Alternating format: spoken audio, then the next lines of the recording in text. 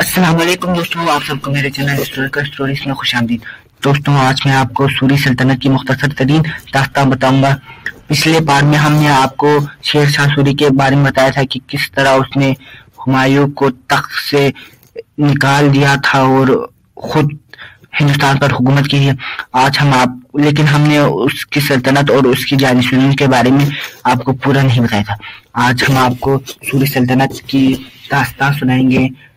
Video शुरू करने से पहले आप सबसे गुजारिश है कि चैनल को सब्सक्राइब और बेल आइकन को जरूर प्रेस करें। दोस्तों, सबसे पहले हम शेर शाह सूरी की इब्तदाई हालात जिंदगी के बारे में बताएंगे। शेर शाह सूरी का असल नाम फरीद खान था। वो 1486 ईस्वी में पैदा हुआ। उसके वालिद का नाम हसन खान सूरी था, जो जौनपुर के राजा की फौज में शामिल हुआ और जल्द ही कमांडर के ओहदे तक जा पहुंचा। हसन खान सूरी ने मुस्तकिल तौर पर सहसराम में सुकूनत अख्तियार कर ली। शेर शाह का बचपन सहसराम में गुजरा। वो अवाइल उम्र से ही सैर और शिकार का शौकी था। वो खास जफाकश और सख्त जां बन गया था। यहाँ से शेर शाह जौनपुर चला गया और उस सूबे के गवर्नर के पास रहने लगा। सूबे के गवर्नर के शेर शाह सूरी के वालिद के साथ अच्छे मरासिम थे। उस वक्त जौनपुर का माहौल अमली सरगर्मियों से पुर था। शेर शाह को इस इल्मी माहौल में अपनी सलाहियतों को निखारने और उनको बेहतर तौर पर अस्तवार करने का काफी मदद मिली। शेर शाह बड़े शानदार अज़ाइम रखता था और इन अज़ाइम को पूरा करने का अहल भी था। अब हम बात करेंगे शेर शाह सूरी किस तरह से इक़्तिदार में आया। हुमायूं की जलावतनी के बाद शेर शाह बंगाल, बिहार, जौनपुर, दिल्ली और आगरा का वाहिद हुक्मरान था, मगर उसे अपनी सल्तनत को मुतवक्का खतरात से भी महफूज रखना और मुस्तहकम देने के लिए मजीद फतूहात की जरूरत महसूस हो रही थी। उसने सबसे पहले पंजाब को फतह किया। उस वक्त यहाँ पर हुमायूं के एक भाई की हुकूमत थी। दरिया झेलम के पार खखरों ने बड़ा उद्यम मचा रखा था और ये मुगलों के तरफदार थे। इनको कंट्रोल में रखने की गर्ज से शेर शाह ने झेलम के करीब रोहतास के मकाम पर एक बहुत बड़ा किला तामीर करवाया। इस किले में 50,000 सिपाही मतईन किए। 1541 से 1542 में बंगाल और मालवा पर कब्जा करके शेर शाह ने राजपूताना में कई फतूहात की। यहाँ मारवाड़ का राजा अपनी तोसी पसंदी की पॉलिसी पर अमल करते हुए इर्द गिर्द की रियासतों पर कब्जा कर रहा था।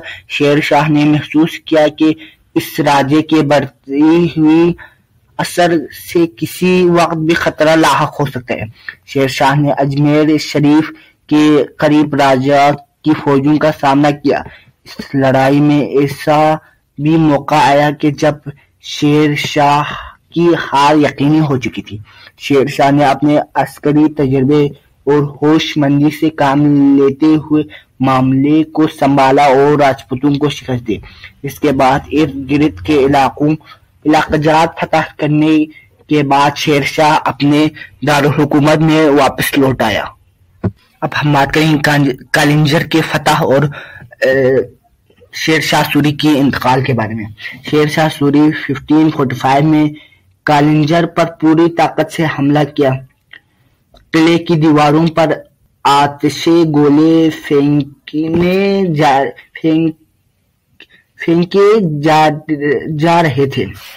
एक गोला दीवार से टकराकर बारूद के जखीरे में जा गिरा और तमाम बारूद धमाके से भड़क उठा।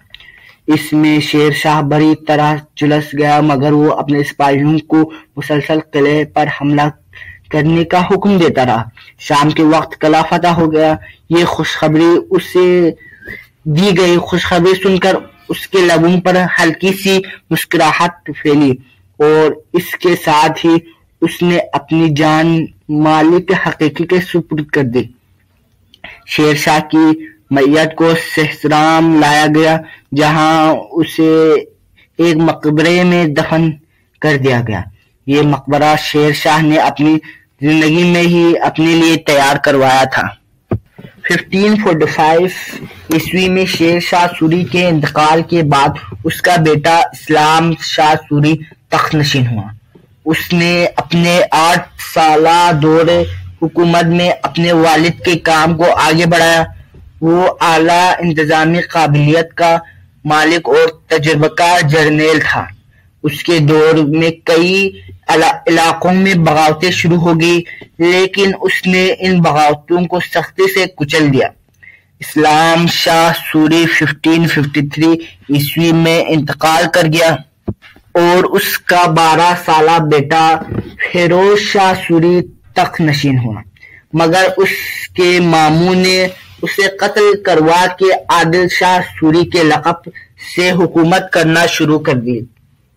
عادل شاہ ایک بزدل انسان تھا اور حکومت کا کاروبار چلانے کی اہلیت نہیں رکھتا تھا۔